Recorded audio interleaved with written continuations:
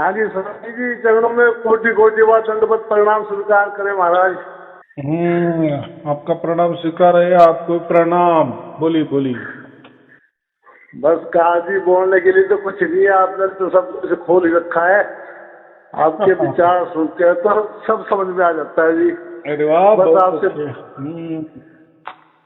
आप बात करना था हाँ हाँ और बस आशीर्वाद लेने के लिए, बाकी कोई कुछ होता नहीं। जो आपने गीता निकाली है हाँ हाँ हाँ। महाराज, इतना प्यारा ज्ञान है कि सहज सी में समझ आ जाता है जी।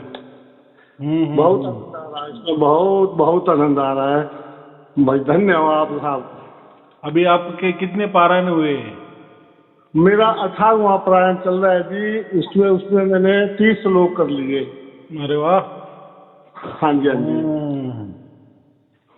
धीरे धीरे सब समझ आ जाएगा।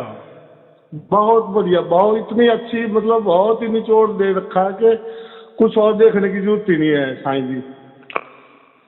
एकदम बात बराबर की कि बाकी कुछ देखने की जरूरत नहीं है। हाँ जी, सभी हाँ जी। सवालों के जवाब ऐसे समझो कि जो अर्जुन है वह जी सब जी हम भ्रमित लोग है। जो अर्जुन है वही जी हम सब भ्रमित लोग है। और जी जी। हमारा भ्रम जो है उस श्री कृष्ण रूपी परमात्मा ने दूर किया है। दूर किया है जी। और सब कुछ क्या कहते हैं हम क्लियर बता दिया है, सत्य बात बता दिया है। और बिल्कुल। बातें ही नहीं किया, हाँ जी।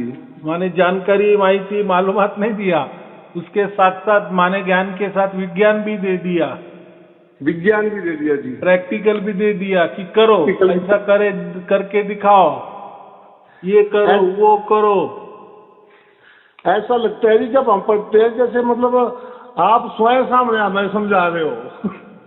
जैसे हाँ, यही ऐसा होना चाहिए। बराबर। ऐसा महसूस होता है जी। देखो अब हमने वेद भी पढ़े ना, वेद जी पढ़े, जी। उपनिषद पढ़े, उसमें ऐसे ही है, गुरु शिष्य का ही संवाद है। हाँ जी, हाँ जी। इसलिए गीता भी वैसी बनाई है।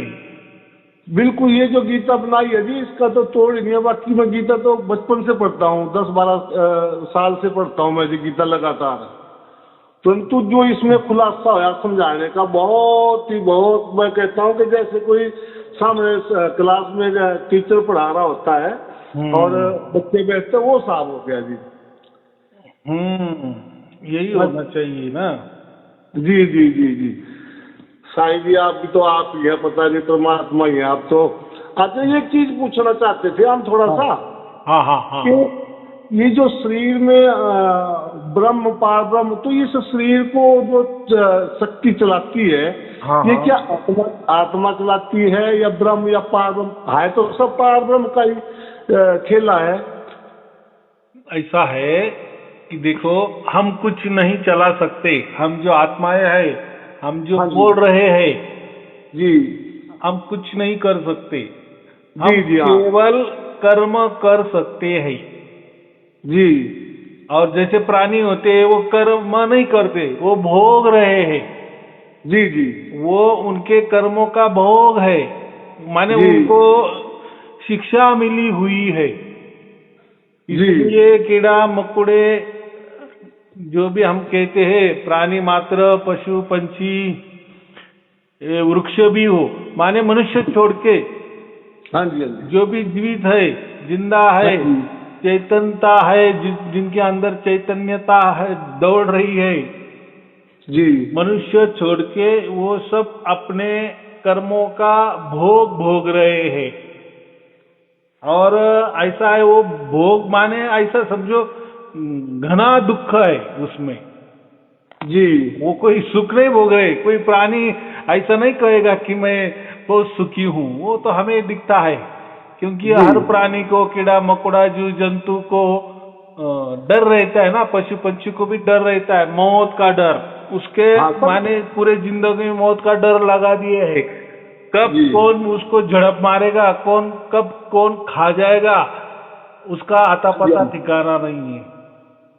सिर्फ मनुष्य मेरा जो तो है कि जी वो ज्ञान अर्जित कर सकता है, कैसा रहना है कैसा नहीं रहना है, अच्छा क्या है बुरा क्या है, ये क्या होता है वो क्या होता है, ये समझता है। तो हमारे अंदर जो आत्मा है तो वो ये सब ज्ञान ग्रहण करती है, या हम कर्म करने के अधिकारी है। जी तो ये जो कर्म हम करते हैं आत्मा करती है।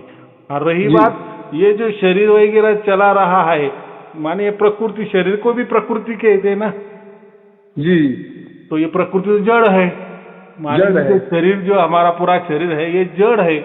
जड़ है जी, हाँ जी।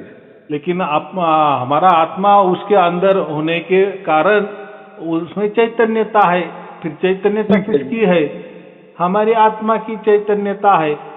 जी लेकिन जो क्रियाकलाप जो चल रहा है शरीर के अंदर, जो जी। काम हो रहा है, हाँ हाँ सटीक काम हो रहा है, नस नाड़ियों में काम हो रहा है, जी पूरे शरीर में 37 ट्रिलियन पेशीज है। कितना? 37 ट्रिलियन हाँ जी। पेशीज पूरे हमारे शरीर में उतनी पेशीज है।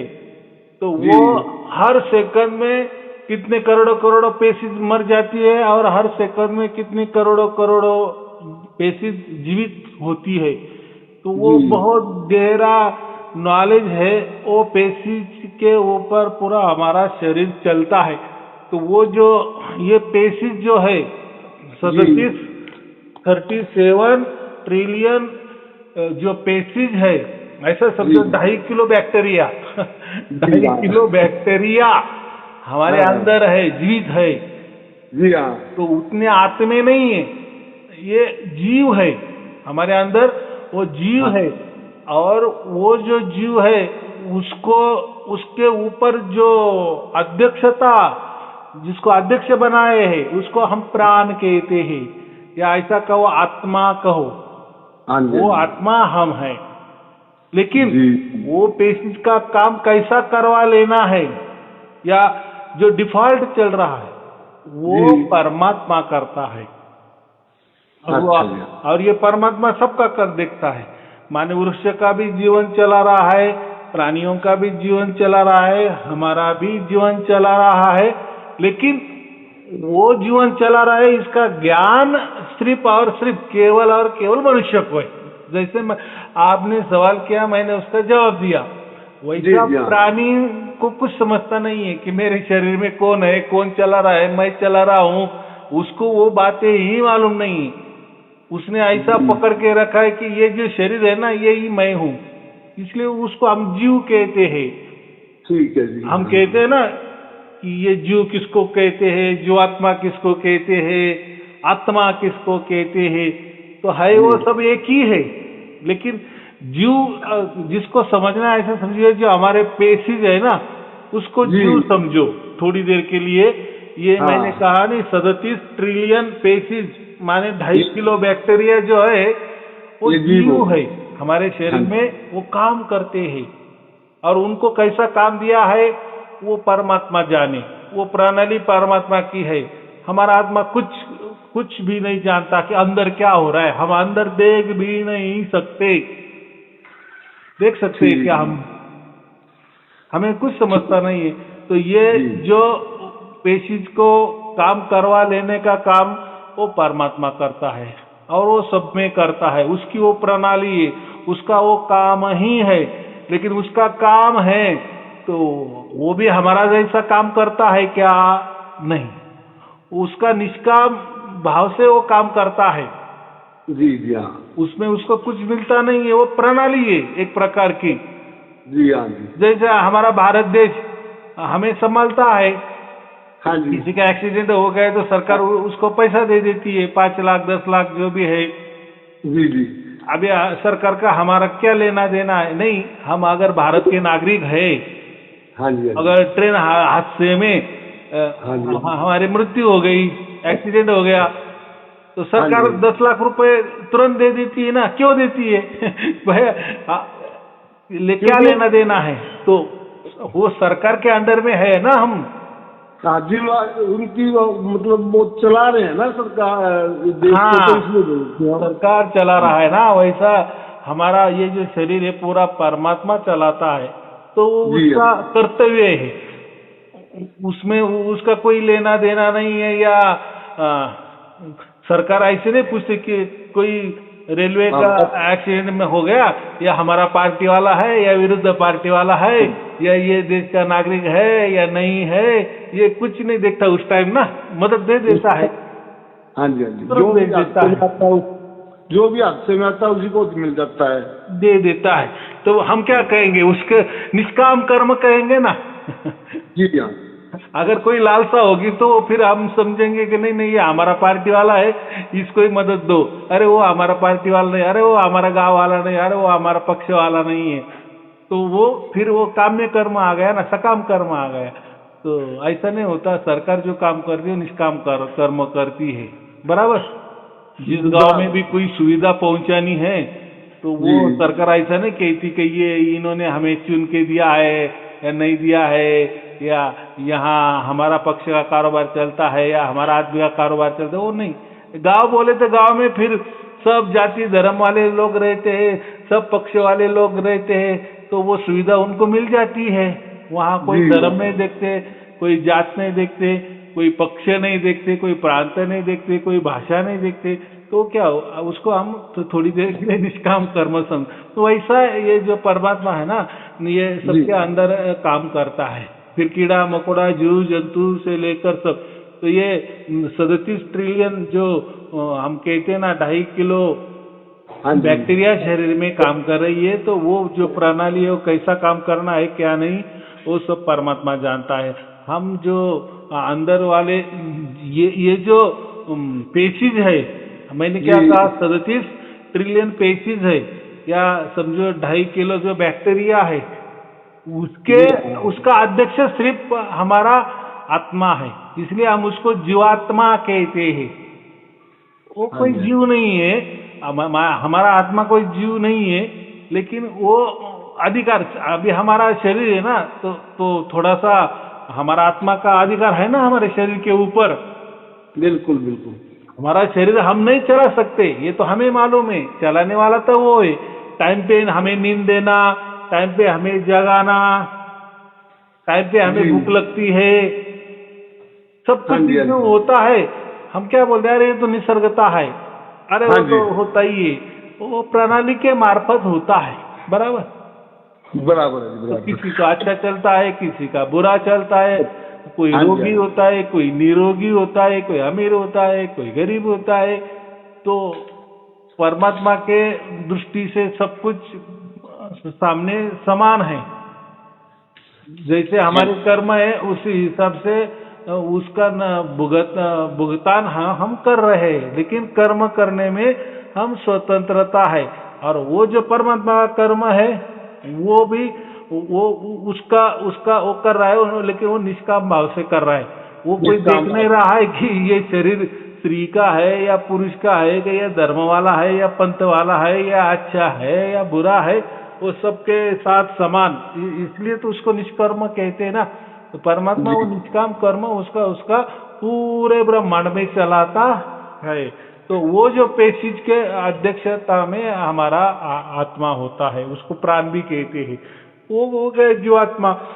फिर हमें जब समझ में आ जाता है, पूरा ज्ञान हो जाता है कि अरे ये शरीर अलग है, अरे ये शरीर को चलाने वाला परमात्मा होता है, ये जब हमें ज्ञान हो जाता है हमारा, और ये जो शरीर है इसका कोई वास्तव नहीं है, ये सिर्फ एक हमें क्या बोले, एक बॉडी दिया है, एक साधन दिया है हमें हमारे कर्म भोगने के लिए, भुगतान करने के लिए, कर्म का भुगतान करने के लिए या नए कर्म बनाने के लिए, ये एक हमें परमात्मा ने साधन दिया है। ये शरीर के माध्यम से वो हम भुगतान करते हैं, फिर अच्छे कर्म करते हैं, बुरे कर्म करते हैं, फिर उसका हिसाब वगैरह वो भी परमात्मा की प्रणाली रखती है। तो वो उसमें हमें नहीं जाना है। तो ये भी जान लिया तो कम से कम फिर हम आत्मा है, ये हमें समझ में आता है कि परमात्मा का डिपार्टमेंट अलग है, हमारा आत्मा का डिपार्टमेंट अलग है, और शरीर का डिपार्टमेंट भी अलग है। माने परमात्मा ये शरीर चलाता है और ये जो पेशीज है, ये पेशीज हमारा शरीर बढ़ाता घटाता है, निरोगी बीमारी लाता है या ठीक करता है वगैरह वगैरह। एक किस्म कर्मचारी हो गए आत्मा के। हाँ, तो हम थोड़ा सा मोटी मोटी ऐसा समझना कि हमारे अंदर आत्मा है, या हम मुख से द्वारा बोलते हैं, कानों के द्वारा सुनते हैं, ये आंखों से हम देखते हैं, लेकिन आंख क्या है? आंख नहीं देख रही है। आंख के बीच में हम जो बैठे हैं, जो आत्मा बैठी है हमारी, वो देख रही है।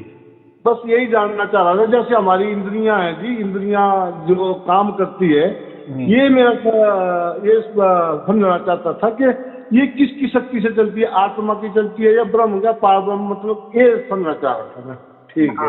आत्मा तो ऐसा समझो, ये शरीरों का भोग लेने के लिए पैदा हुआ है, उसको वो ये बॉडी दिया है कि भाई तूने कोई गलत कर्म किए हैं, उसका तुझे भुगतान करना है, या तूने अच्छे कर्म किए हैं पहले, तो उसका अच्छा भुगतान तुझे ये बॉडी में मिलेगा, ये शरीर में मिलेगा, ये तो है। लेकिन शरीर की जो प्रणाली है, यहाँ से वहाँ माने जो ट्रांसफर करना, माने हम जब मर जाते तो हमें दूसरा जन्म देना, तो ये बीच वाली जो कड़ी है ना, ये सब परमात्मा वाली कड़ी है। हम हमारे कोई मन से हम हमारे शरीर के बाहर भी नहीं निकल सकते, या हम हमारे मन से कोई किसी का देह भी धारण नहीं कर सकते। अगर हमारे हाथों में होता, समझो इसमें कोई परमात्मा की भूमिका नहीं होती, तो फिर हम हमारे आत्मा हमारे हाथों में अगर सब कुछ होता तो हम कुछ भी अच्छा ही करते ना, फिर जो मन चाहे वो करते, किसी के भी अंदर घुस जाते, किसी को तकलीफ देते या किसी को आनंद भी दे देते। हम तो बंद कैद हो गए किस्म से। बस जब परमात्मा की मर्जी होगी जब भी बाहर आएंगे, जब अंदर करना का जो दूसरी बॉडी देगा तो भी परमात्मा ही करेगा जो कुछ करेगा। हाँ, वो जो यहाँ से वहाँ डाल देना, वहाँ से यहाँ डाल देना, वो कर्मों का हिसाब जो करता है वो सब परमात्मा करता है। और ये जो प्राणी है ना, इनको कोई कर्म नहीं करना है, ये उनका भुगतान है। जैसे जेल में कैदी होते हैं ना, हाँ जी, वो कैदी क्या है? वो भी हमारे मनुष्य जैसे ही है, वो भी खाते पीते सोते सब कुछ करते, लेकिन वो फिर वो क्या कर रहे? जब जेल के बाहर आदमी रहता है वो भी खाता पीता है, लेकिन काम करता है, उसको मेहनताना मिलता है, पैसा मिलता है। लेकिन जेल में तो कोई मेहनताना नहीं मिलता, बराबर की नहीं? क्यों नहीं मिलता? तो वो भोग है ना, वो सजा भुगत रहा है। बिल्कुल बिल्कुल। हाँ, तो ऐसा जो मनुष्य होता है ना, तो ये मनुष्य के लिए कर्म करने की आजादी है। माने वो कुछ भी कर्म कर सकता है, अच्छा कर्म करेगा उसका अच्छा होगा। माने फिर वो अच्छा कौन करेगा? वो परमात्मा करेगा। हमने कोई बुरा किया तो हमारा बुरा होगा, फिर हमें बुरा कौन करेगा? वो परमात्मा करता है, माने उसकी प्रणाली करती है। वो हमारे कर्मों के हिसाब से करता है। हाँ बराबर, क्योंकि हम जो आत्माएं है वो संख्यात्मक है, संख्या में गिने जाते हैं, वो अनंत संख्या में है, लेकिन परमात्मा की प्रणाली एक ही है। जैसे मोबाइल अलग अलग है, आप आपके मोबाइल से अलग बात कर सकते हो, मैं मेरे मोबाइल के नंबर से अलग बात करता हूँ, लेकिन ये जो कारोबार चल रहा है, ये इंटरनेट का कारोबार चल रहा है ना, लेकिन पूरा इंटरनेट, पूरे जगत में एक ही इंटरनेट है।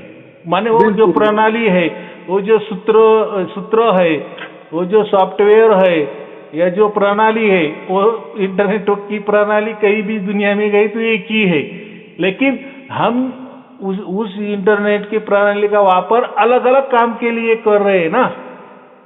बिल्कुल बिल्कुल सत्य वचन है। हाँ, मेरा अलग काम तो आपका अलग काम। मेरा यहाँ चल रहा था कि जैसे हमारे आंखों से देखते हैं या कानों से सुनते हैं, ये शक्ति परमात्मा देता है या आत्मा की स्वतः ये ताकत है, या जो ये देखो, आत्मा की ही शक्ति से वो चलता है ना, क्या देखना है, कैसा देखना है, हमें स्वतंत्र दिया है ना। हाँ, बस यही जानना तो यही आत्मा ही हमारी देखती है। हाँ। लेकिन ऐसा है, उसके साथ साथ परमात्मा की भी प्रणाली काम करती है। अभी समझो कोई किसी का एक्सीडेंट हो गया जी, हमने देखा हमारे आंखों से, तो हाँ हमें जी, हाँ जी। तुरंत हो जाता है कि नहीं अभी इसके पास जाना पड़ेगा, हमें इसकी मदद करनी है, हाँ जी, बराबर। फिर हम उसकी बराबर। मदद कर देते हैं। तो अभी उसमें हो सकता है भाई एक्सीडेंट किसने देखा, हमने, आत्मा ने तो देखा, लेकिन फिर परमात्मा का उसमें क्या रोल है? परमात्मा का रोल ऐसा है कि समझो हम उसकी मदद कब करते हैं, या हमारे मन में क्यों आया उसकी मदद करना, तो फिर परमात्मा यहाँ कहते हैं कि तेरे मन में क्यों आया, तो पिछले कभी कभी जन्म में उसने हाँ, तेरी मदद की है, उसका अभी भुगतान तुझे करना है, तेरा अभी कर्तव्य है उसको हाँ हॉस्पिटल में जी, लेके जाना या उसका क्या करना है। तो देखो, देखने वाले तो हम हैं, जी। लेकिन साथ साथ वो परमात्मा का भी चश्मा उसके ऊपर लगा हुआ है। जी। हाँ, सही कह रहे हैं, जी। आंखों से तो हम ऐसे देख रहे हैं, लेकिन हाँ पीला जी, चश्मा डाल दिए तो सब पीला ही दिखेगा, बिल्कुल, बिल्कुल। लेकिन सामने वाला पीला तो कुछ नहीं होता। ये चश्मा हाँ, हमने डाला है, तो वो इसमें जो चश्मा फिल्टर, निकालने के बाद हाँ, दिखेगा वैसा। इसमें जो फिल्टर है ना, हमारा मन हाँ का जी, फिल्टर चश्मा है, हमारा बुद्धि का फिल्टर है, परमात्मा का जी। भी उसमें फिल्टर है, सब फिल्टर है। माने एक जो भी हम देखते हैं ना, हाँ जी, हाँ जी। तो फिर उसमें किसकी भूमिका ज्यादा है? हमारे पिछले कर्मों की भूमिका है कि ये जन्म का नया कर्म कर रहे हैं, या हाँ पिछले जी, कर्म का हम भुगतान कर रहे हैं, अच्छा कर रहे हैं या बुरा कर रहे हैं। तो वो जो चश्मा है, तो उसके जो कांचे है, कांच हाँ जो जी, हम कहते हैं, तो वो हाँ अलग जी, अलग लगा है। तो वो जो ये जो प्रणाली है ना, ये बहुत जी। क्लिष्ट है। क्लिष्ट माने वो, उसके लिए दिमाग भी बहुत तेज और ऊंचा चाहिए। माने वो परमात्मा की प्रणाली समझनी है ना, जी, जी, हाँ जी, हाँ जी। वो ठीक। हम नहीं समझ सकते कैसा हम क्या आया है। जैसे कोई सामने से कोई पशु आ गया, कोई सांड जी, आ गया, हाँ, अचानक आ गया। नंदी आ गया, उसको क्या बोलते, बैल आ गया, बैल आ गया। और हमने, उसने हमको तुड़ाया। हाँ जी। उसके सिंग से हमें उसने जख्मी कर दिया। ऐसा जख्मी कर समझो दिया। कि हमारा कुछ लेना देना नहीं था, हम चल रहे थे, बराबर हाँ, चल उसके रहे थे, साथ अचानक वो उछल गया और ये तो हमें सच्चाई है। मारने लगा। ये तो सच्चाई है, कोई ना कोई संस्कार पहले के हैं तभी वो, तो और हाँ, उसी के होती है। फिर वो जो बैल है, वो हाँ हम जी, हमें, भाई इतने लोग थे, उनको नहीं मारा, मुझे क्यों हाँ, मारा? हाँ जी, हाँ तो जी। कोई लेना देना होगा। तो फिर ये हाँ, यहाँ परमात्मा की प्रणाली काम करती नहीं, भाई अभी तुझे उसके हाथ से मरवाना ही पड़ेगा। भाई क्यों? भाई पिछले जन्म तूने ऐसा कुछ उसका किया होगा, वो उसने बदला ले लिया। बदला ले लिया हमने। तो ऐसा ऐसा वो सोच समझ के ऐसे हर जो कर्मों में ये सब चलता है, वो बहुत बारीक बारीक ज्ञान है। तो हाँ जी, इसीलिए परमात्मा क्या कहते हैं, कृष्ण ने अर्जुन सब। को क्या कहा कि ये जो तू कर्म करता है ना, जी, तो उसमें तू फल की अपेक्षा मत कर कि भाई वो बैल ने मुझे क्यों मारा। हाँ जी, हाँ जी। ना, वो गीता बहुत अच्छा समझा रही है जी, बहुत बढ़िया। ये तो थोड़ा सा मेरा सवाल था भाई, ये जो आंखें, नेत्र, ये 5 इंद्रियां जो काम करती है, वो किसके बल से करती है? ये आत्मा से करती है क्या, ब्रह्म? अच्छा गुरुजी, एक बताना, ये ब्रह्म और परब्रह्म में थोड़ा सा बताओ, इसमें बारे में भी थोड़ा पहला ये समझ में आ गया ना, जो भी कर्म हाँ, होता है उसमें समझ गया। सबका सहभाग होता है, मन का होता है, हमारे हाँ बुद्धि का होता है, हमारे इंद्रियों का होता है, उसमें हमारा परमात्मा का भी होता है, हमारा आत्मा का भी होता है, सामने जी, वाला की भी होता है, हमारा भी होता है, पूरे जगत का भी होता है, परिस्थिति का भी होता है, भूमिका भी होता है, टाइम का भी होता है। माने हर जो कर्म होता है उसके साथ हजारों कारण होते हैं, निष्कारण कोई नहीं होता, बराबर। बिल्कुल, वही कर्म हो बिल्कुल। जाते हैं। हाँ, अभी क्या बोला, ब्रह्म का क्या?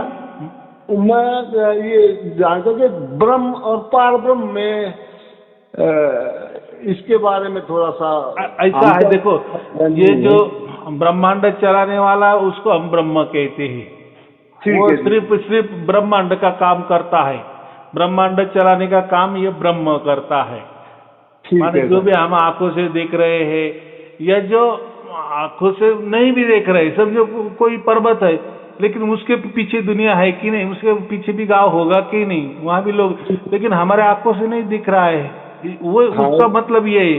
तो वहां भी ब्रह्म है, माने ये जो पूरा ब्रह्मांड है, अनंत ब्रह्मांड है, ये जो फैला हुआ ब्रह्मांड है, तो ब्रह्म का अंडा ब्रह्म का अंडा माने क्या, ब्रह्म का एक मुर्गी का अंडा माने वो क्या है, वो मुर्गी है ना, उसके अंदर मुर्गी निकलेगी ना। हाँ जी, हाँ जी। लेकिन अंडा किसका है, मुर्गी का अंडा है, मुर्गी का अंडा, तो वो भी एक मुर्गी ही है।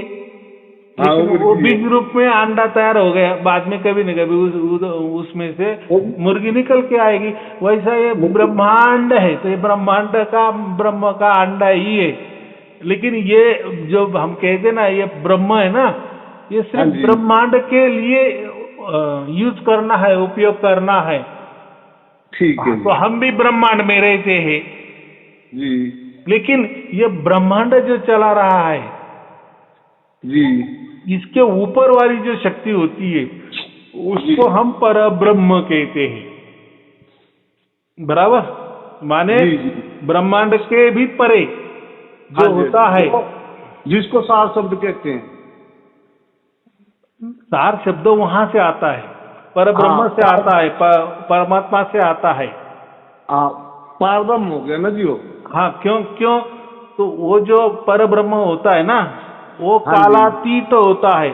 माने हम आज के साइंस में क्या कहते हैं, वो टाइम और स्पेस के बाहर वाली बात है, वहां टाइम की कोई गुंजाइश नहीं है, वहां कोई टाइम नहीं है। ये टाइम का खेला कहाँ है, ब्रह्मांड में खेला है। स्पेस का खेला कहाँ है, आकाश का खेला कहाँ है, ये सब ब्रह्मांड में है ना। तो ये जो ब्रह्मांड है, जिस ब्रह्मांड में हम भी रह रहे, उसके ऊपर आकाश है कि नहीं? जी जी हाँ। लेकिन ये ब्रह्मांड के ऊपर आकाश है, लेकिन ये आकाश के ऊपर भी जो, तो हम क्या कहते हैं, ब्रह्मांड ये तो छोटा है ना। माने ये समझो 100% में से विज्ञान कहता है तो ये 5% है, लेकिन वेदों में लिखा है ये 25 से 30% ही है। पूरा जो अनंत जो ब्रह्मांड है वो है ना। हाँ जी। इसका वो हम छोर भी, अंतिम छोर भी नहीं लगा सकते। कई करोड़ करोड़ भी बरस हम कोई यान भी लेके गए, हमारी उम्र तो वो करोड़ करोड़ बरस नहीं, लेकिन ऐसा समझो कि हमें अनलिमिटेड उम्र है हमारी, हम अमर है, हम मरने वाली नहीं है। और हमने प्रकाश के गति से, प्रकाश की गति माने क्या कहते हैं आज का साइंस, कि प्रकाश की गति जो होती है 3 लाख करोड़ पर सेकंड स्पीड। कितना सेकंड, 1 सेकंड में वो 3 लाख किलोमीटर वो यान चलता है, माने प्रकाश की गति है। तो वो गति वाला हमने यान भी तैयार किया, और ऐसे करोड़ों करोड़ों बरस भी चलते जाए तो भी ये ब्रह्मांड का अंतिम छोर नहीं आएगा। तो सोचो ये ब्रह्मांड कितना है। और वेदों में क्या लिखा है, ये ब्रह्मांड सिर्फ 30% है, बाकी और ऐसी जगह खाली है। खाली माने परमात्मा से ही भरी है, परमात्मा से भरी है। परमात्मा, तो परमात्मा ये ब्रह्मांड में भी भरा हुआ है, और वो जो खाली बाकी जगह है, शेष जगह बची है, उसमें भी परमात्मा है। तो हम तो ये ब्रह्मांड में रहते, इसलिए ये आकाश हम देख रहे हैं, बराबर। ये ब्रह्मांड वाला आकाश है, लेकिन जो परमात्मा है वो उसका वो अवकाश है। तो ये आकाश के ऊपर है, उसका आकाश है, और उसको अवकाश कहते हैं। ये आकाश और वो अवकाश, तो उस अवकाश के नीचे क्या है, या उसके अवकाश के अंदर पूरा परमात्मा है। माने ये ब्रह्मांड भी है 30%, और जो खाली जगह है 70% वो भी परमात्मा है। तो ये पूरा करके 100% इतना परमात्मा बड़ा है ब्रह्मांड में। जैसे 1000 का गज का प्लॉट है, तो परमात्मा ने उसमें 50 गज में बढ़ा लिया, बड़ा मकान बाकी खाली पड़ा है। हाँ, तो जो हाँ जी, ये तो ये जो ब्रह्मांड वाला जो खेल है ना, उसको ब्रह्म समझो, क्योंकि ये ब्रह्मांड भी चल रहा है ना। हाँ जी, हाँ जी। तो वो कौन चला रहा है, वो भी ब्रह्म ही चला रहा है। वो तो परमात्मा की देखो, ब्रह्म माने क्या, पर ब्रह्म का एक डिपार्टमेंट है ब्रह्म। लेकिन ये जो ब्रह्म है, ये ब्रह्मांड के हद, इसकी हद जो है ना, ब्रह्म की हद ये ब्रह्मांड तक है, ऐसा समझो। और पर ब्रह्म की जो हद है ना, उसमें ये ब्रह्मांड तो आता ही आता है। और जो शेष जो बाकी है ब्रह्मांड के, जो शेष हम 70% कहते हैं, वो भी, उसमें भी क्या है, तो वो जो पूरा 100% खेला है, तो वो पूरा पर ब्रह्म का खेला है। बराबर। तो ब्रह्म और पर ब्रह्म कोई अलग नहीं है, लेकिन ब्रह्म हम इसको कहेंगे कि जो ब्रह्मांड चलाता है, ब्रह्मांड चला रहा है, ये अनंत जो बड़ा ब्रह्मांड है, जो हम 30% ही कहते हैं, तो वो जो चलाता है उसको ब्रह्म कहेंगे। बराबर बराबर बराबर। तो जो हमने कर्ज लिया, कर्ज करा, जैसे कर्मों रूपी अच्छा बुरा कर्म के, तो ब्रह्म इसका हिसाब किताब पूरा करके आगे को असर करता है हमें। सिर्फ मोक्ष छोड़ के, मोक्ष का काम ये परमात्मा का है, मोक्ष देना हमें। मोक्ष का मतलब क्या होता है, ये ब्रह्मांड के परे हम चले जाते हैं, जहाँ टाइम की कोई गुंजाइश नहीं है। इसलिए कहते हैं ना, जब हम मोक्ष में, हे अर्जुन मैं तुझे मेरे परम धाम में लेके जाऊंगा, मैं तेरे सभी पापों का नाश करके तुझे मैं मेरे परम धाम में लेके जाऊंगा, और तू फिर वहां तेरा जन्म मरण का चक्कर हमेशा के लिए कट जाएगा। तो इसका क्या अर्थ हो गया? देखो, जन्म मरण कहाँ होते हैं? ब्रह्मांड में होते हैं। बराबर कि नहीं होते हैं?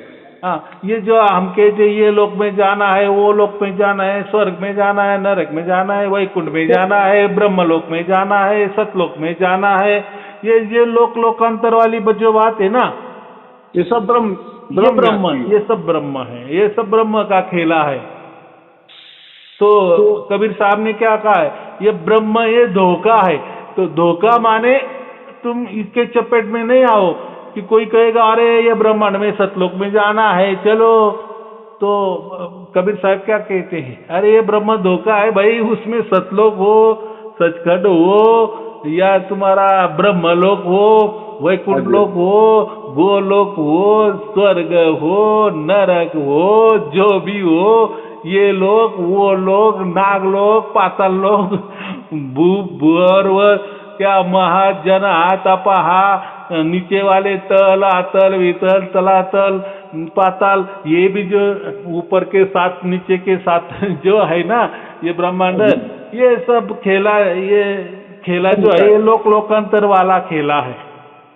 इसमें उसमें नहीं जाओ।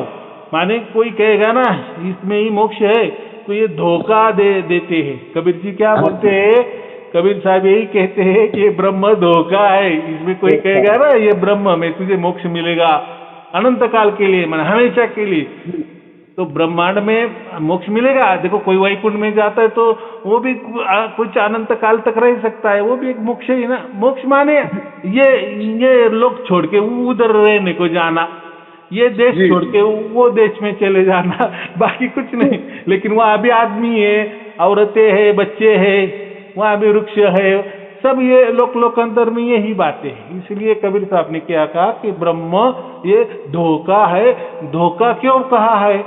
तो इसमें आपको मोक्ष मिलने वाला नहीं है। जो अनंत काल के लिए जो मोक्ष है, हमेशा के लिए जो मोक्ष है, जन्म मरण का चक्कर, जहाँ भी ब्रह्मांड होता है वहाँ जन्म मरण का चक्कर होता ही होता है।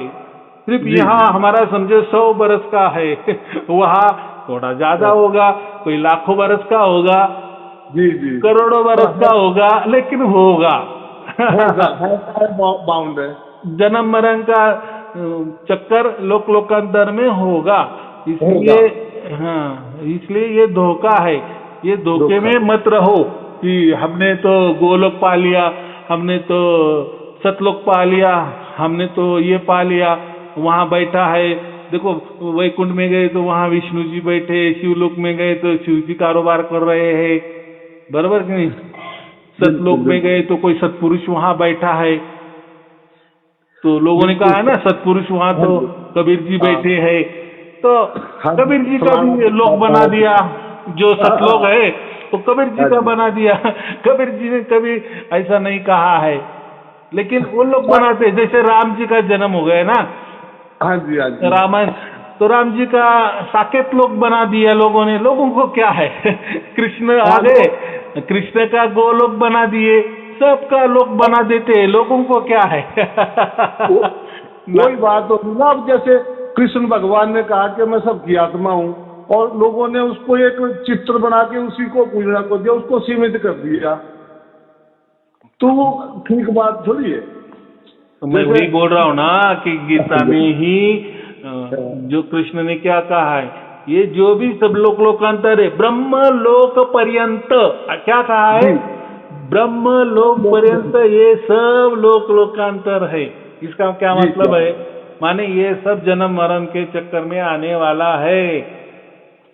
तो सीधा बात बताया, तो भाई आप क्यों सतलोक की बात कर रहे हैं, आप क्यों गोलोक की बात कर रहे हैं, आप क्यों ये लोक की सचखंड की बात कर रहे हैं? भाई गीता में स्पष्ट दिया है ना, उदाहरण उत्तर ही दिया है, सबूत दिया है, पुरावा दिया है, बिल्कुल स्पष्ट दिया, पुरावा दिया, और बहुत ही बढ़िया तरीके से समझा रखा। अब तो बहुत समझा रखता है। अच्छा साईं जी, एक सवाल मेरा और दिमाग में घूम रहा है कि जी जैसे अब हमारी उम्र 18 साल है, हमें सार शब्द भी मिल गया, आनंद भी दे रहा है, सार शब्द सब मजा आ रहा है, बहुत मजा, आपकी बड़ी भाई कृपा है। तो भाई क्या भी अगर हमारा कहीं दिमाग खराब होगा या हम कहीं कर्म से अपने से भटक गए, तो हमारी फिर क्या गति होगी? फिर हम ब्रह्म में रह जाएंगे या फिर भी पार ब्रह्म हमें पकड़ेगा, सार शब्द पकड़ लेगा? नहीं, एक बार हमें सार शब्द मिल गया और सार शब्द समझ में भी आया और हम सार शब्द के अनुभव में भी है। और आपका सवाल ऐसा है कि समझो बाद में हम भटक गए, यहाँ वहां चले गए, तो फिर हमें मोक्ष मिलेगा या लोक लोकांतर में हम चले जाएंगे? तो आप लोक लोकांतर में नहीं जाएंगे, आपको मोक्ष आपका फिक्स है। जय हो मेरे साईं। हाँ, उसमें कोई गलत नहीं, क्योंकि देखो परमात्मा का जो गणित होता है ना, वो कोई हमारा संसारिक वाला नहीं, अरे तू मुझे मानता नहीं, चल हट, मैं तुझे निकाल देता हूँ परमात्मा के लिए हम बच्चे या क्या नहीं है, इसको नहीं समझ में आया, समझा देंगे, समझने वाला मिलेगा या भेज देंगे, हो जाएगा। परमात्मा वो कोशिश करता है ना, ऐसा नहीं है। अगर समझो भटक भी गए, सार शब्द मिल गया, सब समझ में भी आया, लेकिन किसी की कुसंगति लग गई या किसी के बहकाव में आ गए, किसी ने भ्रमित कर दिया, तो देखो हमने आप लोगों को गीता दिया है अभी, बराबर? तो गीता में ये सब सवालों के जवाब दिए। किसी ने भटकाने की भी कोशिश किया, उसको गीता में लेके जाने का, गीता ग्रंथ में, और उसको दिखाओ। जैसे हम वेद जो होते हैं ना, वो सुप्रीम कोर्ट है ना, वेद क्या है? सुप्रीम कोर्ट, और वेद का ही ये पंचम वेद गीता है। नहीं, कोई अलग ही गीता बनाई नहीं है कहीं से, उसमें सब उपनिषद वाले ही श्लोक है। तो गीता के नीचे पढ़ो आप, जो खत्म होती है ना गीता, तो उसमें लिखा है उपनिषद, ऐसा स्पष्ट लिखा है, ब्रह्म विद्या उपनिषद। तो उपनिषद का मतलब क्या है?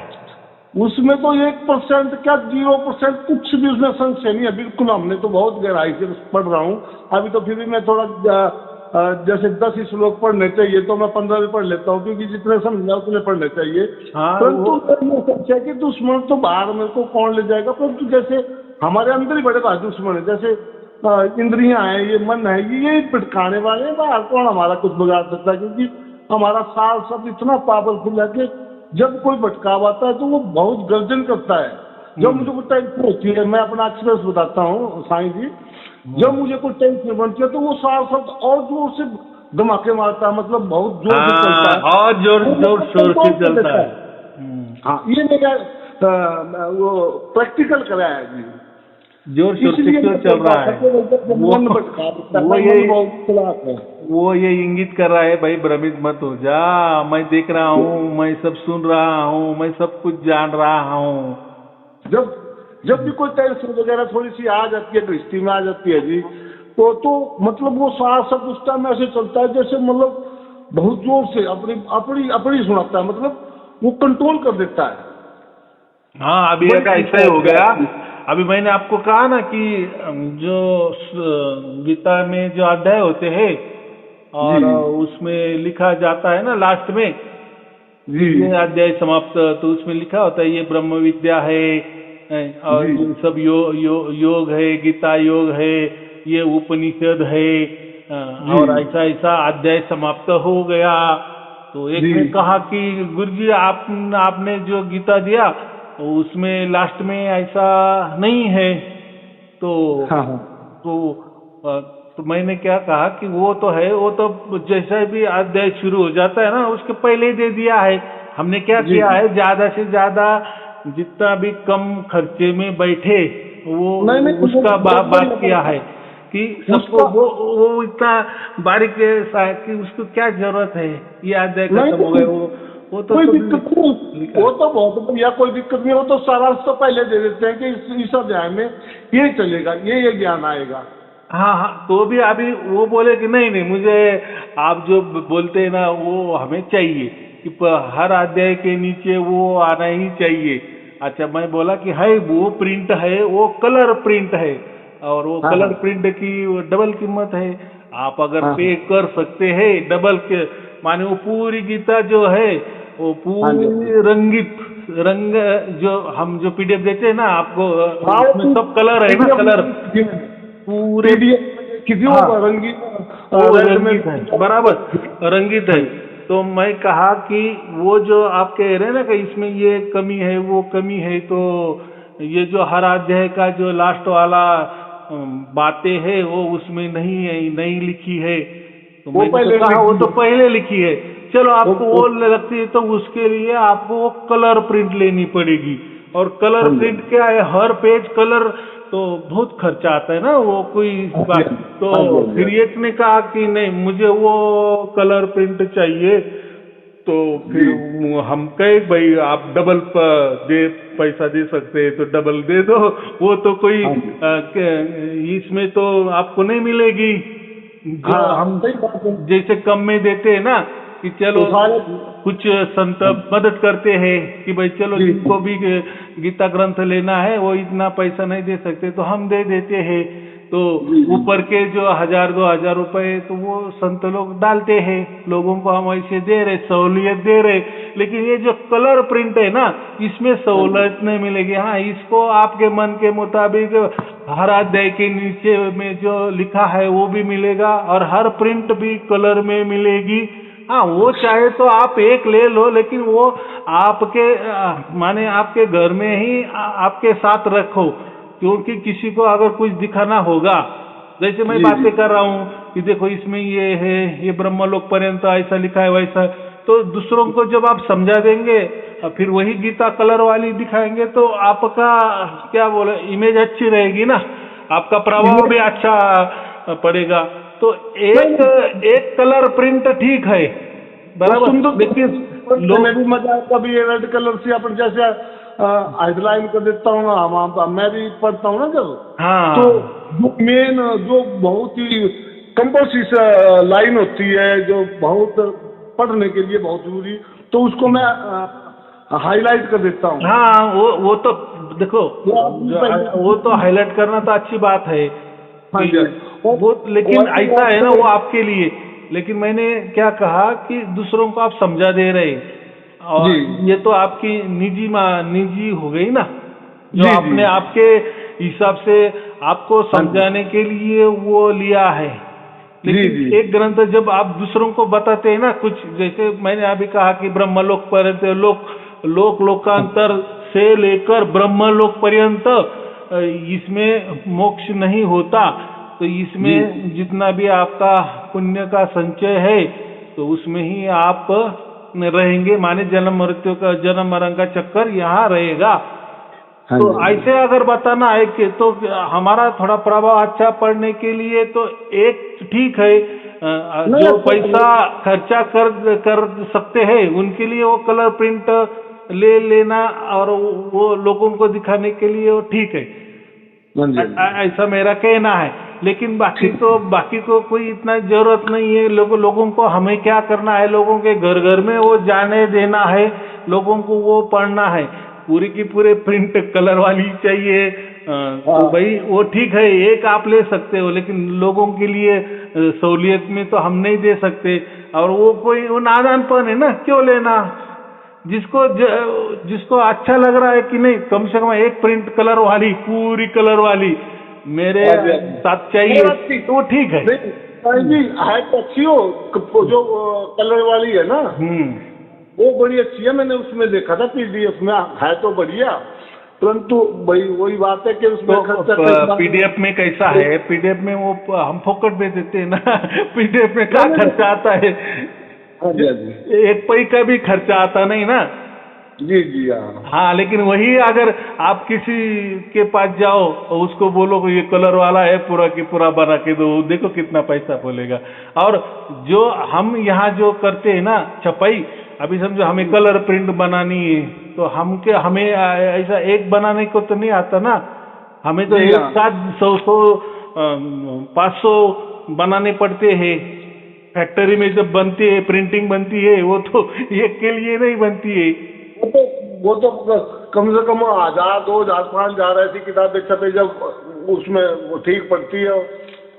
हाँ, ऐसा तो इसलिए हम ज्यादा से ज्यादा लोगों को सस्ता होनी चाहिए। और महत्वपूर्ण, इससे सबसे महत्वपूर्ण, वो एक शौक के लिए आप कलर प्रिंट रख सकते हो, लेकिन बाकी लोगों के लिए बांटने के लिए, घर घर में उसका नित्य दर्शन और पारायण करने के लिए वो ब्लैक व्हाइट भी चल सकती है, वो पढ़ने में भी आसानी है, वो कोई भी जरूरत नहीं है। नहीं, अच्छी अक्षर है उसमें, कागज भी बहुत बढ़िया लग रहा है इस गीता में, बहुत ही बढ़िया है, कागज भी बहुत बढ़िया है, और उसके जो अक्षर है वो भी थोड़े बढ़िया मोटे हैं, बहुत बढ़िया है। देखो ना, सुंदर कुछ नहीं है जी, उसका वजन ही 2 किलो है ना। जी लोग तो क्या करते हैं, हमें बोलते हैं गीता दे दो, 10 दिन हो गए आई नहीं, 15 दिन हो गए आई नहीं। भाई वो कोई पत्र व्यवहार नहीं ना, जैसा ये पत्थर जो खत आता है यहाँ से वहाँ, वो जल्दी आ जाते हैं। भाई ये एक वस्तु है ये 1.5-2 किलो की एक वस्तु है, वजनदार है ना। तो वो जो पोस्टमैन होगा, कुरियर वाला होगा, वो उसके हिसाब से उसको लेके जाने पड़ता है ना। तो थोड़ा इसको टाइम लगता है, क्योंकि ये वस्तु में आ जाता है और वस्तु के भाव लगता है उसको। जैसा कोई लेटर हो, अंतर्देशीय हो, पत्र है, पोस्ट पाकिट है, वो तो फटाक से पोस्टमैन आता है फेंक देता है, लेकिन ये तो वस्तु है ना बड़ी, ये संभालना पड़ती है, इसलिए उसको देरी लगती है। क्योंकि ट्रांसफर में भी ज्यादा उसमें अड़चने आ जाती है ना, इतना वजन लेके जाना, वो कोई वो वही कर जाने। लेकिन हमारा उद्देश्य इतना है कि सबने लेना चाहिए। ये बहुत बहुत बहुत कठिन काल चल रहा है। इस कठिन काल के समय हर घर में गीता का रोज कम से कम 5 लोग 10 लोग आधा अध्याय या पूरा अध्याय होना चाहिए, तभी हम बच सकते हैं, नहीं तो बहुत मुश्किल है।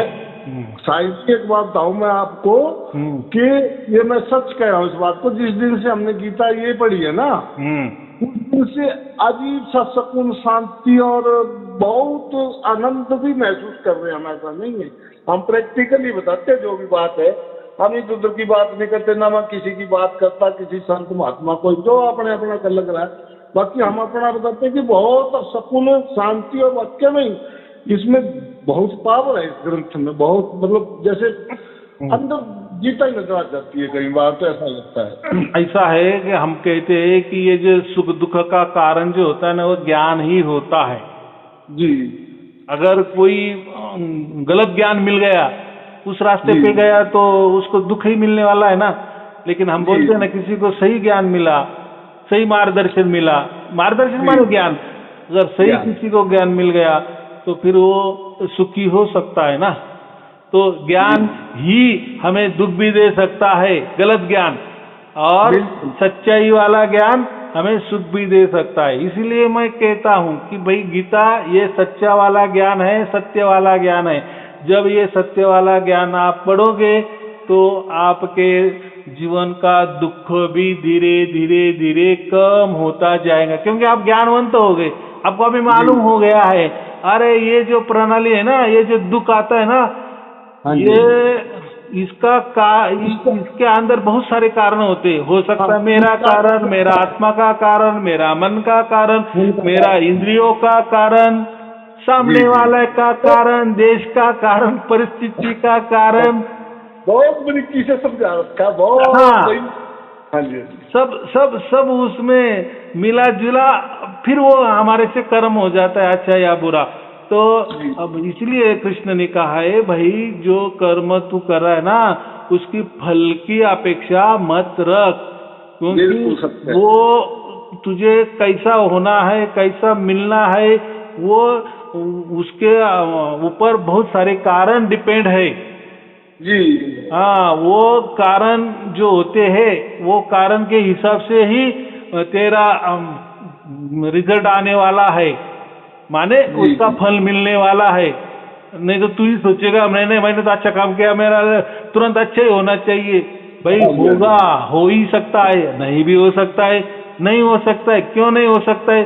तो भाई तूने कभी पिछले जन्म में किसी का अच्छा चल रहा था तो तूने उनका बुरा किया, बराबर की नहीं? तू उनका भुगतान कर। ये शायद जो हमने पहले भी गीता पढ़ी ना, उसमें स्पष्ट लिख रखा कि सब इच्छा पूर्ण करे जो गीता निश्चय जान, कृष्ण भगवान ने कहते हैं तो निश्चय जान जो हर एक इच्छा संसार में पूरी करता है, जो गीता पढ़ता है, सुनता है, कुछ चलता है, चलने की कोशिश करता है, उसको सब काम मैं करता हूँ। हाँ, बराबर है। तो उसने क्या कहा है, देखो कर्म में क्या बताया है, कर्म योग में यही बताया ना कि तू जो भी कर्म करेगा निष्काम कर्म कर, बराबर, कोई फल की अपेक्षा मत रख, बस हो गया कर्म योग। तो उसमें कर्म योग में वो बोला कि नहीं, फिर ये ज्ञान योग, फिर ज्ञान योग में क्या बताया, तो ज्ञान योग में इतना ही बताया कि देख तू एक काम कर, तू सबको मुझ में देख और मुझ में सबको देख। क्या कहा कि तू तेरी आंखें जाएगी ना, समझो कोई ग्राहक आ गया आपके पास, आप दुकानदार हो, तो ग्राहक आया ना, तो ग्राहक को ऐसा समझना है, अरे ये तो कृष्ण जी है, माने ये परमात्मा है, या परमात्मा का बच्चा है, या परमात्मा का अंश है, ये जैसा मैं हूं ना वैसा यही भी परमात्मा का अंश है, यही भी परमात्मा का बच्चा है, मेरा भाई है, ऐसा समझ तू, माने तू सब में मुझको जान। तो साईं जी और क्या कहा, और सबको मुझ में जान। इसका क्या मतलब कि मुझ में तुम सब हो और मैं सब में हूं, ये हो गया ज्ञान योग। तो मैंने क्या कहा कि जो हम ग्राहकी कर रहे हैं ना, तो ग्राहकी कर रहे हैं तो ऐसा समझना कि सामने वाला परमात्मा है, मुझसे कुछ लेना देना आ रहा है, माने कोई वस्तु खरीदी करने आने वाला है, तो देखो हाँ आपकी सोच कैसी हो जाएगी उस टाइम। नहीं साईं जी, जब से ना ये सात शब्द आया है ना, तो ऐसा लगता है जैसे अब मैं तो महसूस कर रहा हूँ भाई मेरा साथ अब चल रहा है, तो साथ अब तो सभी का ही चल रहा है, मगर वो महसूस नहीं कर रहे हैं, इसलिए अंधेरे में है। हम महसूस करें चल तो सब मेरा है, तो सब परमात्मा के रूप है। हाँ, तो अभी तीसरा जो मैं बताने वाला हूँ ना, देखो आपको कर्मयोग समझा दिया। कर्मयोग का मतलब निष्काम कर्म करना, बस खत्म काम, बराबर। ठीक है, तुझे ये नहीं पसंद तो ज्ञान योग, तो ज्ञान योग में क्या बोल दिए कि मैं सब में तू जान और सब मुझ में है वो जान, बराबर, ये हो गया ज्ञान कर्म। और तीसरा जो रह गया भक्ति योग। भक्ति योग में क्या बताया कि सब कुछ मुझे अर्पण कर, तू मुझे सौंप दे, मेरी शरण में आ जा और बस मुझे ही नमस्कार कर, तुझे जो दिखेगा ना मैं ही दिख रहा हूं, बस मेरा नमस्कार कर, माने मेरा मन वाला हो जा। सबसे महत्वपूर्ण भक्ति योग में क्या बताया, मेरा मन वाला हो जा, सब समर्पण कर, माने तेरा मन ये परमात्मा का मन है, तो तू बुरा करेगा क्या? हाँ जी, हाँ जी। अरे मेरा मन तो परमात्मा का है, अरे मेरी बुद्धि तो परमात्मा की बुद्धि है, बुद्धि तो उसकी भी परमात्मा की है, तो वेद कहाँ रह गया? तो जो भी सोचेगा, हाँ जी, तो सोचता तो बुद्धि है। बुद्धि तो है। फिर हम विचार करेंगे ना, ऐसा परमात्मा सोचेगा क्या, ये मैं कर्म कर रहा हूँ, बुरा कर्म कर रहा हूँ, अगर मैं ही परमात्मा हूँ या मेरी बुद्धि परमात्मा चला रहा है तो मुझे ऐसी बुद्धि देगा क्या परमात्मा? नहीं देगा ना, नहीं देगा। अच्छी बुद्धि देगा ना। हाँ, तो भक्ति योग में यह वही समझा दिया है कि तू मेरा मन वाला हो जा, माने मेरे मन के मुताबिक तू चल। मेरा मन वाला हो जा माने क्या भाई, तेरा जो मन है ना वो मेरा ही मन समझ, या ऐसा समझ कि तू तेरा मन मेरे मन में दे दे, मेरे मन के मुताबिक तू चल। इसको कहते हैं ना मेरा मन वाला हो जा। मेरे मन वाला और हो जा। बस तू मेरी भक्ति कर, मेरा ही नाम का जप कर, मेरी मुझे पूजा नमस्कार कर, मेरी पूजा कर। ये हो गया भक्ति योग। देखो तीनों योग समझा दिए है ना। जी जी हाँ। और फिर वो लास्ट में जो राजयोग समझा दिया है, तो वो राजयोग तो गुप्त दिया है उसमें तो उन्होंने, गया है। हाँ उसमें तो क्या कहा है, वो तो जो ज्ञान है वो विज्ञान सहित मैं तुझे समझा दूंगा। तो विज्ञान सहित माना प्रैक्टिकल, प्रयोगात्मक, अनुभवात्मक, मैं वो तुझे वो अनुभव देंगे। तो वो राजयोग में क्या है, फिर उसमें ये ज्ञान योग भी नहीं आता, कर्म योग भी नहीं आता, भक्ति योग भी नहीं आता, या ऐसा समझो ये तीन योग भी आते हैं। और वो फिर वो चौथा योग जो हो जाए तो राजयोग, सबसे राजा, सबसे सर्वोच्च और सबसे गुह्य, वो जो राजयोग है, फिर उसमें ये तीनों भी योग आ जाते हैं। या ऐसा समझो कि ये तीनों योग के अलग योग है, वो अलग थलग योग है। फिर ये मिल गया तो ये तीनों की कोई जरूरत नहीं है। ये फिर ये इस योग में सब योग भी आ जाते हैं, जितने भी माने सब योग में राजा का मतलब क्या है, सब योग इसके अधीन है। तो जब तुझे राजयोग मिल जाएगा तो फिर उसमें क्या है, पूरी तरह से शरणागति। तो गीता में क्या है, आखिरी क्या निर्णय, शरणागति। सब धर्मों को त्याग कर, धर्म का मतलब कर्तव्य, तेरे मन के मुताबिक जो जो तुझे लग रहा है ये अच्छा है, ये बुरा है, ऐसा होना चाहिए, वैसा होना चाहिए, ये सच है या झूठ है, ये सब धर्म है ना जी। या तू जिस पर चल रहा है वो भी एक धर्म है, कर्म भी एक धर्म है, बोलना भी एक धर्म है, खाना भी धर्म है। ये जो 1000 प्रकार के जो धर्म है ना, तू उसमें चल रहा है ना, वो सब छोड़ दे सब और मेरी शरण में आ जा, मेरी शरण में आ जा, बराबर। फिर वो बोलो। ठीक है। मैं एक चीज और थोड़ा सा प्रकाश डाल देते हैं। ये जैसे पार शब्द हमें मिल गया, तो इसके आगे भी कुछ है, जैसे बोलते हैं कहीं कि झिलमिल प्रकाश आएगा, फिर प्रकाश आएगा, एंड वहाँ देखो ये जो बात है ना, दिखने वाली जो बात है ना, ये ऐसा दिखेगा वैसा दिखेगा, ऐसी कल्पना आएगी, ऐसे सपना जैसा दिखेगा। जैसा सपना झूठा होता है वैसे ये दिखने वाली बात है ना, जागरूक में सपना देखने वाली बात है। तो परमात्मा कोई देखने वाली चीज नहीं होती, हम का आत्मा है, हम भी खुद को नहीं देख सकते। तो वो देखो ये जो है ना, ये सब ज्ञान है, ये जो हम बोल रहे हैं ये ज्ञान है।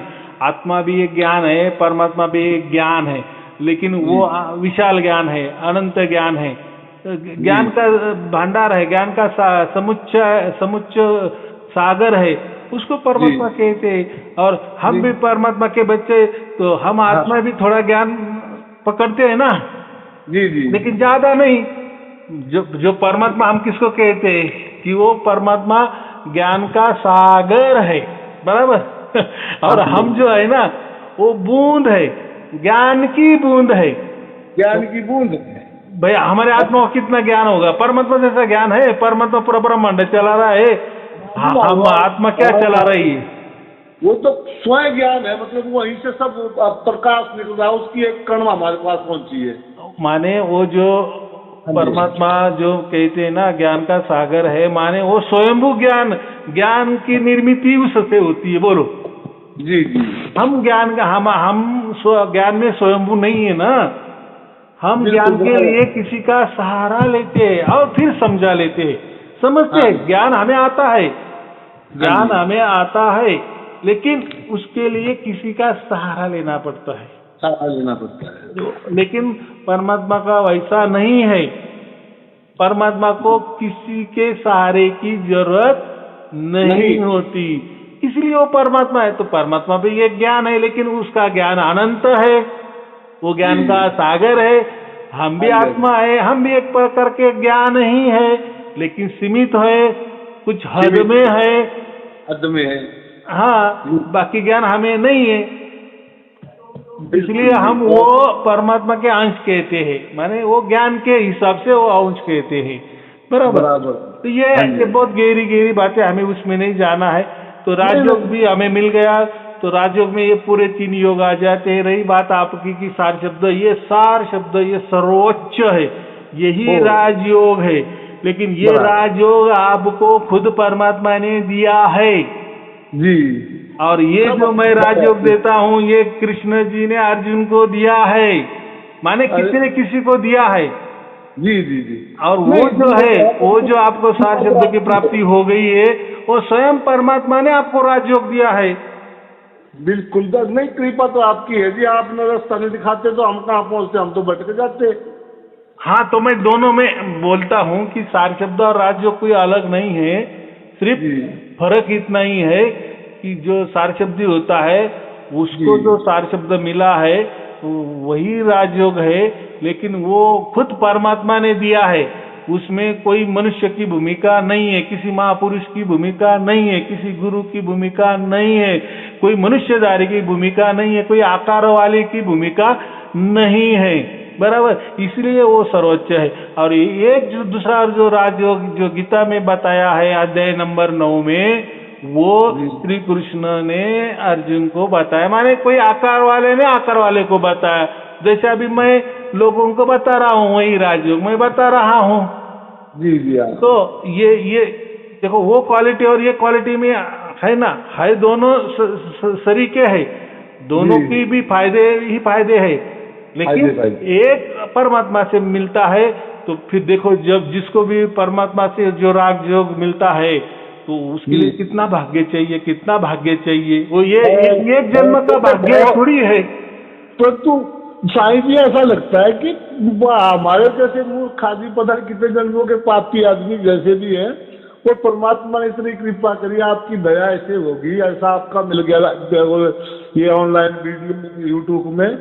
पर मैं कहता हूँ कि मैं पढ़ भी नहीं रहा था उस दिन, परंतु मैं खोज करता रहता हूँ भाई कहाँ क्या नई चीज है। तो पढ़ते पढ़ते वो एक दिन पढ़ा था मैं, दूसरे दिन ही मालिक ने कृपा कर दी, आपकी दया होगी, पता नहीं कैसे परमात्मा जाने, उसकी लीला परम्पार है, हम तो इस काबिल भी नहीं है, पता नहीं। हाँ, तो मैंने क्या कहा कि ये सार शब्द है, तो ये कोई आपका एक जन्म का खेला नहीं है। और आप जो कहते हैं कि मैं तो ऐसा हूँ तो भी मुझे सार शब्द प्राप्त होगा, क्या मैं इतना भाग्यशाली हूँ?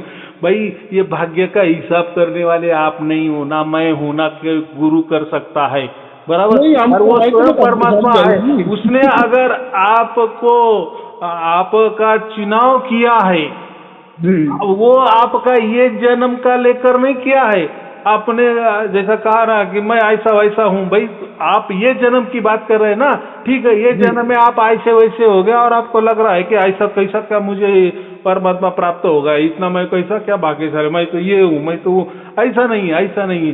ये अनंत जन्मों का खेला है, अनंत जन्मों का हिसाब है, अनंत जन्मों का निर्णय है, निचोड़ है, तभी ये बख्शीशी परमात्मा ने हमें सार शब्द के माध्यम से दिया है। जी जी। अभी इसके आगे कुछ नहीं, पीछे भी कुछ नहीं है, क्योंकि अभी सार शब्द का मतलब आपको परमात्मा ने बांध दिया है। अभी आपको परमात्मा ने बांधा है, किसी कर्म ने नहीं बांधा है। कर्म ने अगर बांधा तो कर्म का भोग करना पड़ेगा, ये परमात्मा ने ही आपको बांधा है। परमात्मा ने क्यों बांधा है? तो उसके परम धाम में लेके जाने का, क्योंकि उसने आपका चुनाव किया है ना, इसलिए उसने डोरी फेंकी है, और उसने फेंकी है और आपको गांठ बांध ली है, आपके आत्मा को उसने गांठ बांध ली है, और वही छुड़ा सकता है वो गांठ, कोई सर्वसामान्य आदमी नहीं छुड़ा सकता। क्यों? तो अब देखो, किसी को सार शब्द की प्राप्ति हो गई और जी। कोई बोलता है अरे ये तो सार शब्द ऐसा है वैसा है, तो भाई उसको एक ही बोलना, ये जो मुझे सार शब्द चल रहा है मैं उसकी अनुभूति कर रहा हूँ, अनुभव कर रहा हूँ, ये मुझे छोड़ के दिखा तू, सामने बैठ, मैं तेरे सामने बैठता हूँ, तू छुमंतर कर, मेरा सार शब्द गायब होना चाहिए, तो मैं कहूंगा कि हाँ तू तो परमात्मा का भी गुरु है। नहीं हो सकता। ये सार शब्द से छुड़ाना ना आपका भी काम है और ना कोई मनुष्य का, कोई भी कितना भी बलाढ्य हो, बलशाली हो, कितना भी ऊंचा तपस्वी हो, आपका सार शब्द वो भी नहीं छीन सकता। जय हो मेरे साईं बाबा। बस हाँ, तो ये बात है। तो सार शब्द को ही राजयोग कहते हैं, लेकिन ये राजयोग आपको स्वयं परमात्मा ने दिया है, वो बख्शीशी है, वो गोल्ड मेडल आपको दिया है, लेकिन ऐसा गोल्ड मेडल दिया है कि उसने उसका बताया है गीता में, वो सब बातें बताई है ना। हाँ जी हाँ जी हाँ जी हाँ जी। देखो बहुत सारे लोगों को ये पता नहीं है कि गीता में एक जो अध्याय नंबर 5 और श्लोक नंबर 24 पूरे गीता में वो जो है ना, वो सार शब्द के बारे में बता है। उसमें क्या बताया, वो श्लोक में एक ही बात बताइए कि जिसको भी अपने आत्मा का साक्षात्कार हो जाता है, उसका मोक्ष तुरंत हो जाता है, हो गया है, ऐसा समझे। ये गीता अध्याय नंबर 5 श्लोक नंबर 24 ये पूरे गीता का निचोड़ है, निर्णय है, ये सार शब्द के बारे में है। ये कोई बताएगा आपको? तो ये बातें होती है। तो चलो, कोई क्या मानता है, कोई देखो, इसलिए मैंने अभी क्या दिया है, मैं बात करूंगा गीता के ऊपर करूंगा। गीता में सब कुछ सार शब्द भी दिया है, सब कुछ दिया है, समझने वाले को काफी इशारा काफी है, ऐसा मैं समझ रहा हूँ। तो कोई अन्य की बातें नहीं मानना, अपना गीता लेना। मैं क्या कहता हूँ, तुम मेरी भी बातें मत मानो, मेरी भी मत मारो, गीता की तो मानो। तो गीता तो परमात्मा का है ना। भाई जी आपने कही, हमने प्रैक्टिकल करा तभी तो हम यस कर रहे हैं। हाँ, जो हम महसूस कर रहे हैं, जब तो आपके ज्ञान को हम धन्य बोल रहे हैं, आपको धन्य बोल रहे हैं कि आपको परमात्मा के बहुत ही करीब हो, क्योंकि जैसा आप कहते हो ऐसा ही घटना घटती है हमारे साथ, तो मतलब सभी के साथ घट रही है जो सार शब्दी है। तो मैं वही कह रहा हूँ ना, गीता का निचोड़ क्या है, और भागवत ग्रंथ जो भागवत पुराण है उसका भी निचोड़ क्या है, क्या कहा है कृष्ण ने, तुम मेरी शरण में आओ। तो हम अगर कृष्ण को परमात्मा का सर्वोच्च प्रतिनिधि मानेंगे, योगेश्वर मानेंगे, जो योगों का ईश्वर है, ऐसा योगेश्वर श्री कृष्ण है, थोड़ी देर के लिए हम उसको परमात्मा ही समझे, सगुण साकार परमात्मा हमें समझा रहा है।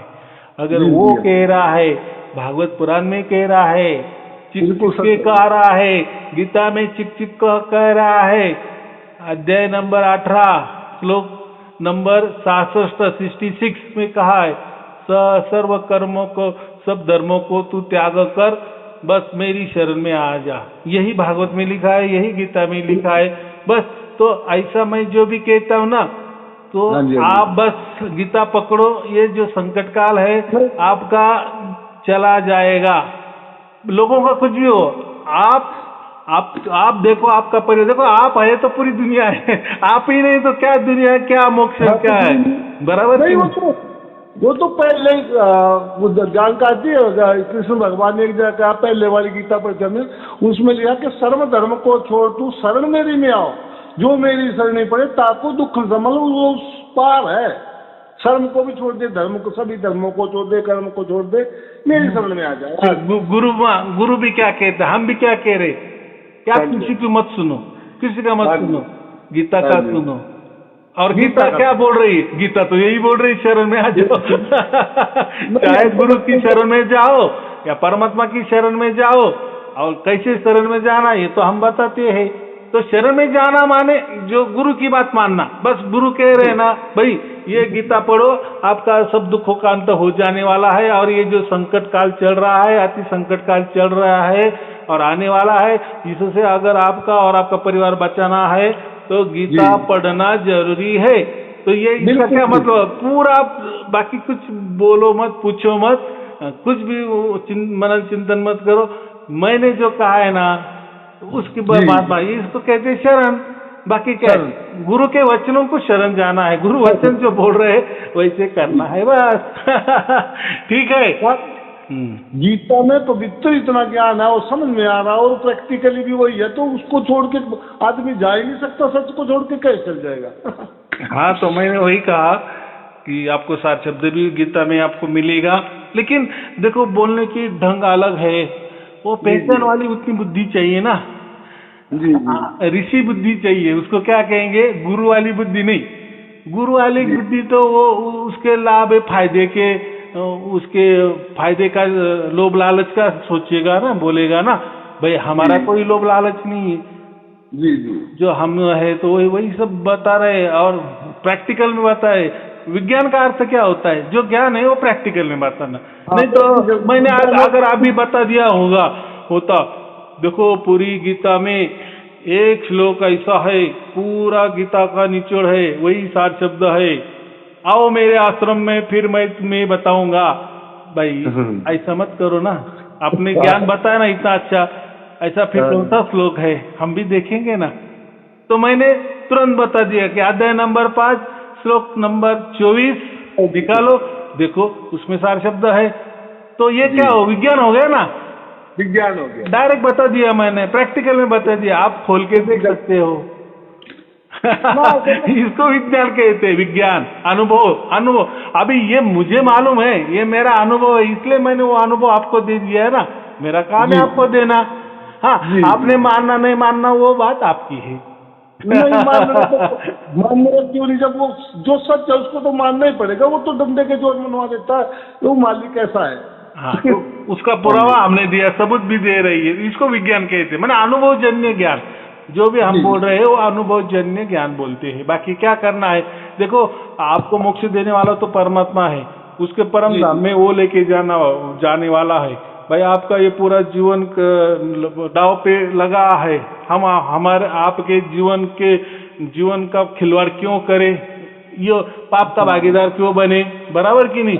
भाई मैं जो बोल रहा हूँ ना, देखो ये वेदों में है, भाई ठीक है वेद नहीं मालूम, चलो गीता में है, देख लो, फिर विश्वास करो, मेरा भी विश्वास मत करो, लेकिन वो तो उसमें तो लिखा है ना।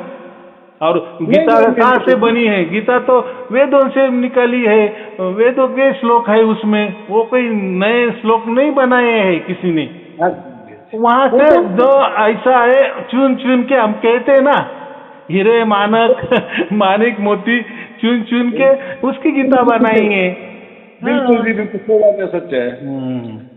वो तो इसका तो उसके जिसको सार शब्द मिल गया उसको तो साईं जी कोई पूछने की जरूरत ही नहीं है, कुछ जरूरत नहीं है, क्योंकि जिसको सार शब्द मिलता है उसका मन बुद्धि पूरा शरीर, उसका आत्मा पूरा परमात्मा बन जाता है, परमात्मा बन जाता है। इसका मतलब उसका आत्मा परमात्मा बन जाता है, ये भाव नहीं बोल रहा हूँ, ऐसा नहीं है। हाँ, माने उसका मन परमात्मा चला रहा है, उसकी बुद्धि भी परमात्मा चला रहा है, उसका शरीर भी परमात्मा चला रहा है, उसके आत्मा को भी परमात्मा चला रहा है, ऐसा कहने का भाव है।